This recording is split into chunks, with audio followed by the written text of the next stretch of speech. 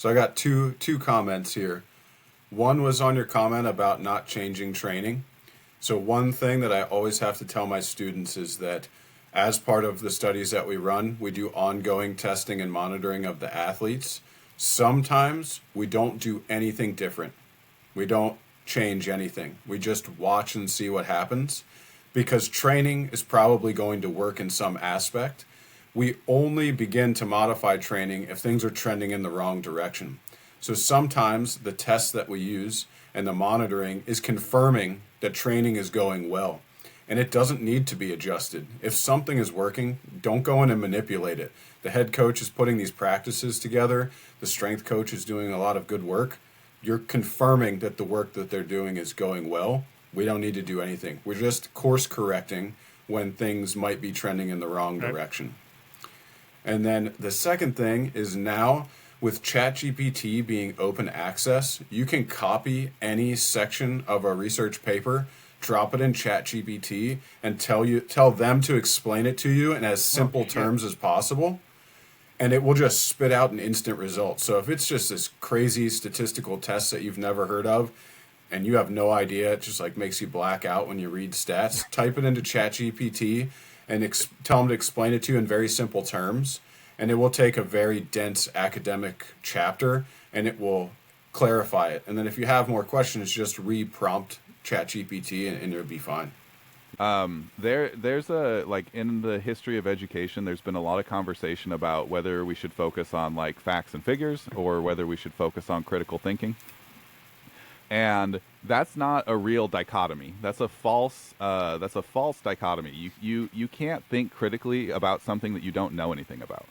So like if we got on here and we got super deep into like the mechanisms of, hypertrophy or whatever, there's going to be a pretty small group of people who are going to be able to even access that conversation, right? Like, because once you start talking about, the role of arginine or whatever in your tissue growth or whatever, you're just going to lose a lot of people.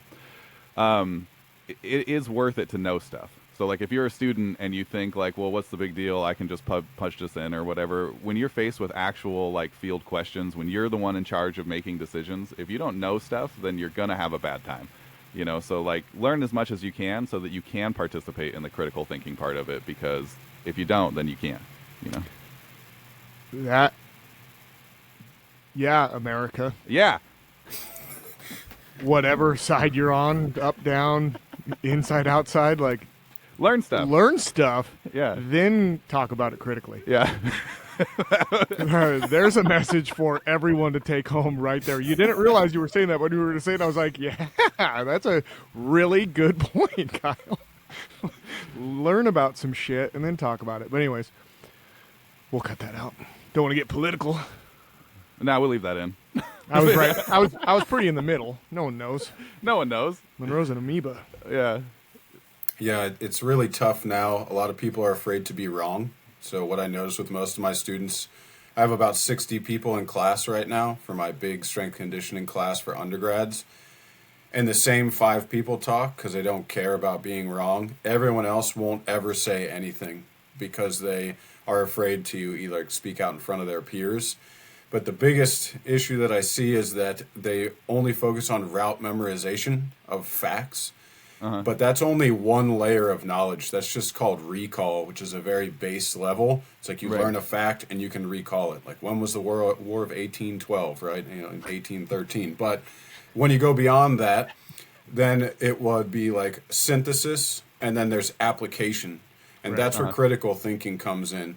And students struggle when you go beyond the route memorization. So in our field in particular, critical thinking is necessary because there are such divergent sports. What applies for a long distance runner and a shot putter are completely different.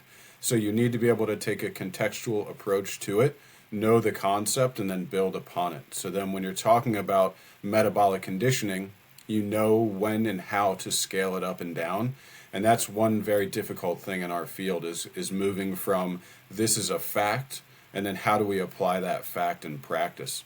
And so I run into that with my undergraduate students, in that they're afraid to be wrong and move beyond those very basic skills that have been hammered into them since they were a kid. So then I try Yeah. to give them context questions, and then they start to see how it applies. And then obviously all of my master students probably get annoyed with my tests because they're all set up like that. But Uh-huh. I demand that they can recall and do this in situations because they're strength coaches. They're going to be doing it.